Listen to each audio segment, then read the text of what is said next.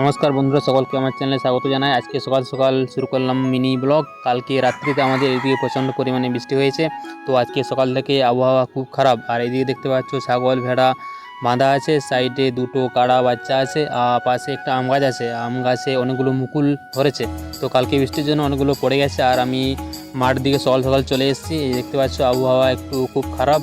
কালকে রাত্রিতে প্রচণ্ড পরিমাণে বৃষ্টি হয়েছে। আর এদিকে দেখতে পাচ্ছ আলু জমি, আলু এখনও তোলা হয়নি, কারণ আলুর দাম নেই 200 টাকা কুইন্টেল, সেই জন্য কোনো তাড়া হয়নি। আর সেরকম ব্যবসায়ীকে পাওয়া যাচ্ছে না, স্টোরগুলো এখন আপাতত বন্ধ আছে। আর যারা আলুগুলো মাঠ থেকে তেড়েছে তারা সাইডে এরকম জড়ো করে ঢাকা দিয়েছে। দেখতে পাচ্ছ কীরকম ঢাকা দিয়েছে।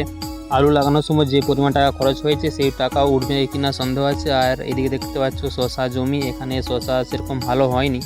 তার পাশেই কুমড়ো দেখতে পাচ্ছ, কুমড়ো গাছগুলো খুব সুন্দর দেখা যাচ্ছে, কালকে জল পেয়েছে সেই জন্য আবার ভালো দেখা যাচ্ছে, কয়েকগুলো ফুল দেখা যাচ্ছে এবং কচি কচি কুমড়ো ধরেছে।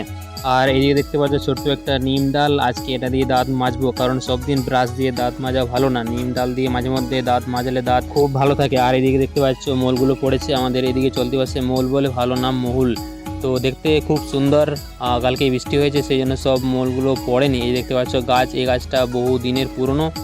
আর এই দেখতে পাচ্ছ খুব সুন্দর মলগুলো দেখা যাচ্ছে। আর আমি গোটাগত মহলগুলো পাড়ছি, কারণ মাটি থেকে পাড়া যাচ্ছে। দেখতে পাচ্ছ খুব সুন্দর দেখা যাচ্ছে। এই মহলগুলো বিভিন্ন রকম কাজে ব্যবহার করা হয়, এগুলো কুড়িয়ে শুকিয়ে রাখা হয়, কারণ যাতে অনেক দিন এটা রাখা যায়, এটা বিভিন্ন রকম কাজে ব্যবহার করা হয়।